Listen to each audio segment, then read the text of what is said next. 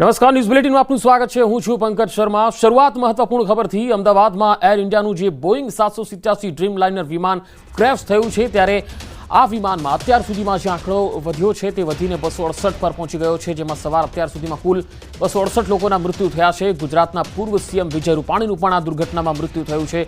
તેમના પત્ની અંજલિ રૂપાણી પણ અમદાવાદ આવી પહોંચ્યા છે। સિવિલમાં મૃતદેહોના ઢગલા જોવા મળી રહ્યા છે।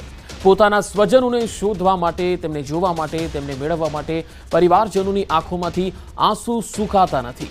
મૃતદેહોની ઓળખ માટે પણ તંત્ર દ્વારા સતત પ્રયત્નો થઈ રહ્યા છે। તમામ મૃતદેહોનું પોસ્ટમોર્ટમ કરવામાં આવ્યું છે। બીજી તરફ મૃતદેહોને જે છે એ પેક કરવાની કામગીરી પણ શરૂ કરવામાં આવી છે। પાયલોટ છે, કો પાયલોટ અને એક ક્રૂ મેમ્બર તેમજ 10 મેડિકલ સ્ટુડન્ટની પણ ઓળખ થઈ ચૂકી છે।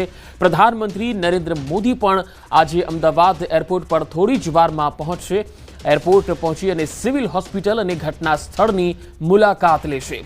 અમિત શાહ ગતરોજ અમદાવાદ આવી પહોંચ્યા હતા। પ્લેન ક્રેશમાં બીજે મેડિકલના પણ અનેક સ્ટુડન્ટના મૃત્યુ થયાના અહેવાલ છે। અન્ય ઘાયલ વિદ્યાર્થીઓને સિવિલ હોસ્પિટલના C7 વોર્ડમાં દાખલ કરવામાં આવ્યા છે।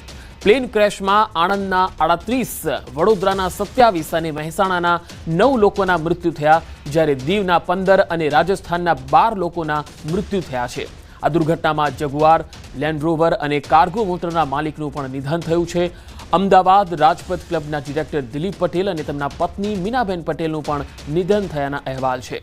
એર ઇન્ડિયાના સીઈઓ પણ અમદાવાદ આવી પહોંચ્યા છે। એમડી સીઈઓ બંને અમદાવાદમાં આવી પહોંચ્યા છે। મૃતકોની ઓળખ માટે ડીએનએના સેમ્પલ લેવામાં આવ્યા છે।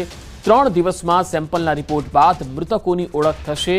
અમદાવાદની બીજે મેડિકલ કોલેજની કેન્ટીનમાં આ પ્લેન ક્રેશ થયું અને વિમાનનું બ્લેક બોક્સ એનએસજીએ કબજે કર્યું છે। બ્લેક બોક્સમાં ફ્લાઇટ ડેટા રેકોર્ડ તેમજ કોકપીટ વોઇસ રેકોર્ડ હોય છે।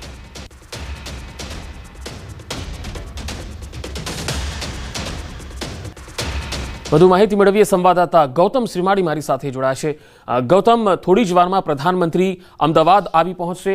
હાલ શું અપડેટ છે આપની પાસે અમદાવાદ પર?